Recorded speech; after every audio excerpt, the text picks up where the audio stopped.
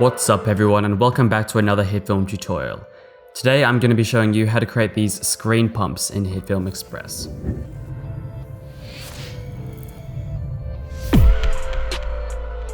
Today's video tutorial will be rated 3 out of 5 on the difficulty scale. It'll be an intermediate tutorial. So this screen pump kind of effect in Hitfilm can be used for all kinds of things.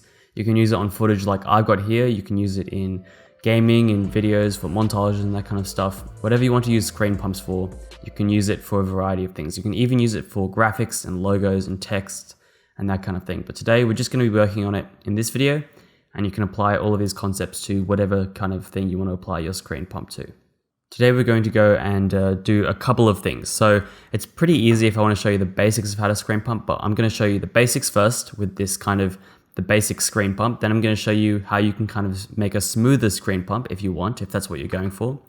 Then I'm going to show you also how you can add shake effect and make that really work well with your screen pumps. And then I'm also going to show you how you can add these kind of flashes as well. But yeah, so let's go ahead and get into the tutorial. So as you can see, I've just got my clip here on top, and then on the bottom I've got my my music. So let's just go ahead and play this. So I want the screen pumps to start around there at the start, and it's going to go throughout the entirety of this, and then it's going to stop around here. The first thing you should do is make sure you can see your waveform. So if you can't see your waveform or you can't see it very well, here's a little bit of a tip. If you go down to this little arrow, the one that's pointing right on the right side of this mountain here, if you just click on that, first of all, if you go to preview mode, make sure you click on full. That way you get the full audio waveform. If you click on none, for example, you won't get any waveform. So make sure you click on full. And then in audio size, you can also adjust the size to make it say extra large if you really want to see your waveform very well. So that's what I'm going to do for today's video as well. All right, so let's go ahead and get into it. The first thing I'm going to do is the basic screen pump. So let's go ahead and select our clip up here. And I'm also just quickly going to move my controls panel. By default, it's over down here. But what you can do is just drag this up here next to the trimmer. And what that'll do is it'll give us a much bigger and much wider controls panel. Then I'm just going to go and open up the transform. And there's a couple ways to do the screen pump. So the most basic way is to keyframe the scale. And you can see that if we increase the scale and decrease the scale, it'll kind of zoom our video in. We want to kind of animate this effect right to our music. But there's also another way, because if you want to do, say, rotation, you'll notice that sometimes you have the transparent areas on the edge here, even though you haven't scaled it in.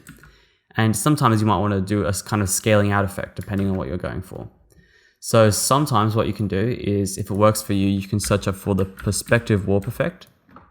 If we just drag that on, I'll show you. Then we have perspective warp is really good for a whole bunch of different things. As you can see, this is what the bulk of the effect does. But if you just go to roll and Z distance, you basically have equivalents of the scale and rotation. So if you go roll, it's kind of like rotation. And if you go Z distance, you can kind of zoom it out or in like so. So you can use these two instead of those. And what that'll do is it'll automatically, as you can see here, wrap on X and Y and reflect those. You can also choose tile if you want, but reflect works pretty well. And you can see it automatically reflects those, so it kind of fills in those areas there. However, the downside there is you don't get motion blur. So if you want to have a kind of more natural looking screen pump and you don't need any rotation or anything like that, or you don't need to zoom out, for example, then you can just use the normal scale and rotation here.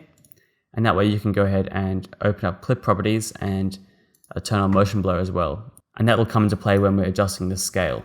So if you want to use a perspective warp, you can. We won't be doing that in today's tutorial, but I'm just going to show you that that's a available option if you want to use that. But let's go ahead and go into the scale and rotation. In fact, we're not going to go into rotation today. We're just going to do scale. Just the most basic screen pump effect. So let's zoom in with the zoom timeline over here. And let's go to this first beat of the music, which we can see here. Now, Hitfilm doesn't have any markers or anything like that at the moment. But if we just go to the beginning and we start playing this back, and we just need to pause it exactly where we want our beat to happen. It's probably better to pause it earlier and have your screen pump earlier than later, as I've tried with trial and error. And you can use the comma and the full stop keys if you want to go forward and backwards one frame. That's really useful when you're fine tuning. So go ahead and select your clip, and also go ahead and open up this thing here called Display Timeline. And that will display a little timeline for us, which we can use to help keyframe. Keyframing is how you animate in Hitfilm. And this is how you basically look at all your keyframes. So let's go ahead and use the zoom timeline here, and you can zoom into this timeline. The blue area here is where this clip is. So you can see the clip length over here. And we're just going to zoom in even further into this keyframe. And you can see that as we move the playhead here moves as well. Alright, so let's go ahead and keyframe and adjust the scale. So go ahead and you can see the scale property here. Just go ahead and increase this on the beat. Make sure you're on the beat. Increase this slightly. So up to you how far you want your screen pump to go in. You can go for something subtle like 110. I might go for something like 120 just for the purposes of this tutorial. And I'm just going to then hit this little circle next to scale. This is what will activate keyframing for us, and it will set a keyframe on this frame. So go ahead and click that. You'll notice that now it's blue, which means it's keyframing is activated. And there's diamonds appeared here. This diamond is a keyframe, and it basically says at this frame, at this point in time, the scale is set to 120%.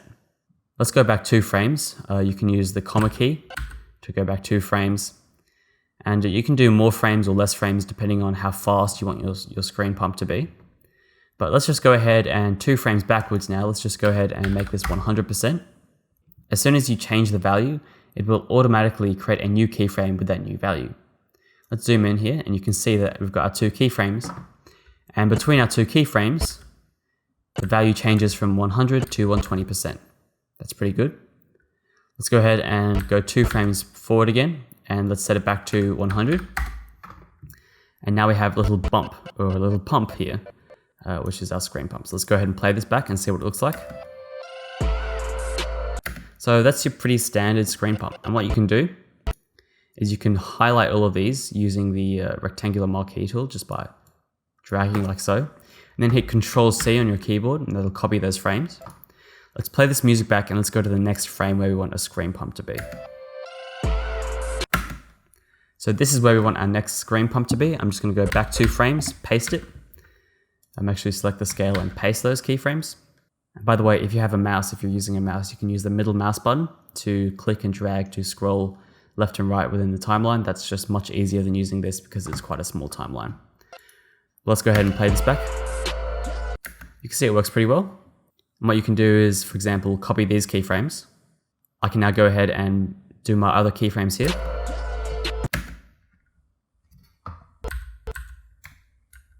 All right, now we've got 4 pumps in place. Let's take a look. All right, pretty good. You can just go ahead and copy these again and paste them if you've got a beat that's similar as well. But before I do that, I'm just going to show you that there's other ways to create these keyframes, so we can go ahead and make them kind of smoother. To show you how to make these keyframes smoother, let's go into the value graph. I'm going to hover my playhead over these keyframes right here. I'm just going to go ahead and click on value graph up here.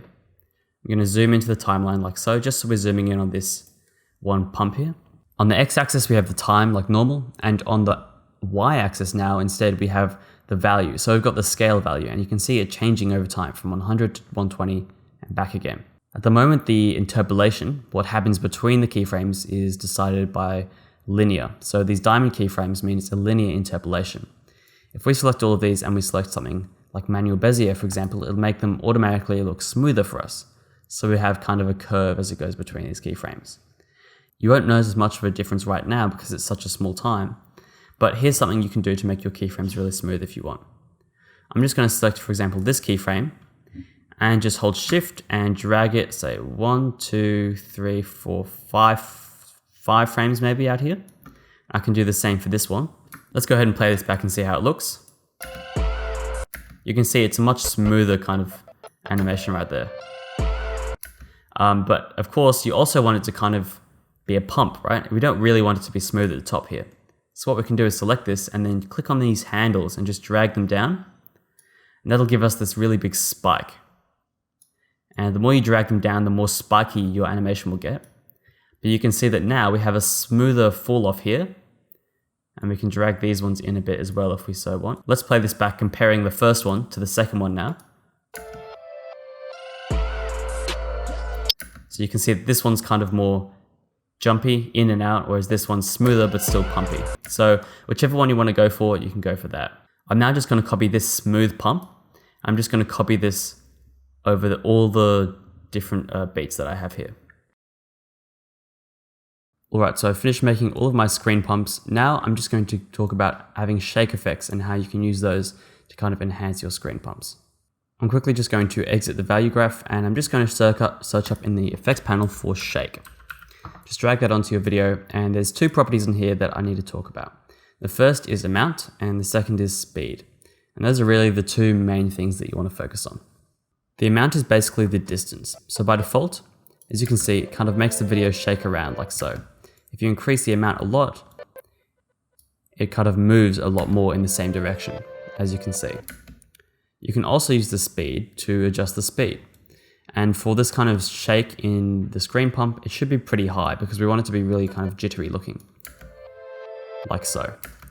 So we don't obviously want such a high amount now, so we can reduce that. And in fact, we can start keyframing this to our music. So we've got this little bit in this build up to the first pump here. So let's go ahead, this bit here, and I want to kind of have that bit shaking before the pump starts.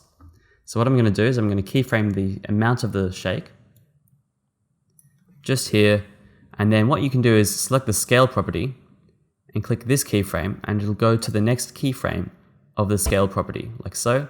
We can just click that twice until we get to the actual the pump here, and then we can just increase this shake amount like so. Something pretty shaky, and then maybe somewhere here or something we can reduce it to something that kind of has a small shake, but it's still kind of visible. Let's go ahead and go into the value graph and convert those to manual Bezier. I also want, as I said, I want it to start shaking here quite a bit as well, so I'm just going to really lift that so it starts shaking. And I also want it to kind of have a pump here as well, so I'm just going to really lift that like so. And I'm just going to kind of smooth that out as well. So let's go ahead and play this back and see how it looks. Like so, that's pretty good. So there's another one of those there, so I'm just going to copy these keyframes really. So around there, I'm just going to paste the keyframes like so. And I'm also just going to set the first keyframe here to 16 or 15 or whatever I set it to before. What was that? I'm just going to copy that keyframe and paste it here so we get that same shake. And just going to adjust the interpolation again, like so. You can also use flashes in a very similar way and keyframe some kind of brightness effect to go with the screen pumps as well. You can use something like brightness and contrast, that works well, but I'm also today just going to show you another trick. If we use levels histogram, we're going to get a more flashy kind of natural effect. So I'm just going to drag this on after our shake. I'm just going to go to a screen pump that I want a flash to be on. So this pump right here, I want to have it flash. So I'm just going to open up my levels histogram, and you can see that it's a bit complicated. There's no easy brightness, but you can see that input black and input white, gamma, output black and output white. The one we want to use is input white. It'll kind of increase the brightness in a really natural way from the top. So you can see if we use input white, it'll first start off making all the bright areas brighter, and it'll leave kind of the dark areas relatively dark. So we get kind of like a flashy kind of effect. If we used output black, for example, it would make it brighter, but it would make all the black stuff, it'll make all the black stuff brighter first, and it'll leave kind of the bright stuff where it is, and that's not what we want. So we want to keyframe the input white. On this frame right here, I'm just going to set a keyframe for like 0.7 or thereabouts. Go back a couple frames, like so, and then make sure it's 1 again. Copy this keyframe. 1, 2, 3, 4, 5, then 1, 2, 3, 4, 5 again, paste that keyframe, go into the value graph, adjust that interpolation to make it a bit more spiky if we want, and there we go. Time to copy all these keyframes and put it on all the other screen pumps as well. Alright guys, and that is the tutorial. Of course, you can do a whole ton of things. I've shown you shake, brightness, you can do basically any effect and keyframe it to the music, and that's basically a screen pump addition as well. I hope you enjoyed this video. If you found it useful, then be sure to like it, and of course you can subscribe to my channel for more Hitfilm tutorials and other content just like this. I will see you in the next video. Stay shiny.